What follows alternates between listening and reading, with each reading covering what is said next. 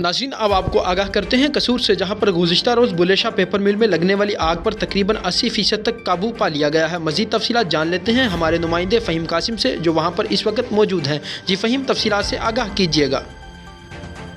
जी बिल्कुल, इस वक्त मैं मौजूद हूँ बुल्ले शाह पेपर मिल के सामने। गुज़श्ता रात लगने वाली आग पर एक्सिस राय के मुताबिक 80% काबू पा लिया गया है। ज़िली इंतज़ामिया की तरफ से डिप्टी कमिश्नर फ़याज़ अहमद मोहिल की ज़ेर निगरानी अपना तकरीबन सारी रात रेस्क्यू टीमों ने ऑपरेशन जारी रखा।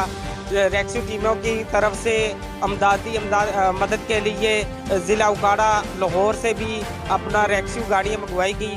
और आग में 2 अफराद आग की लपेट में आके जांबा को 15 से ज़ायद ज़ख्मी हैं। लेकिन अभी जो सूरत हाल बताई जा रही है, रेस्क्यू ज़राए के मुताबिक जो रिपोर्ट सामने आई है, उनका यही कहना है कि कल तक 24 घंटे के दौरान मुकम्मल आग पर काबू पा लिया जाएगा।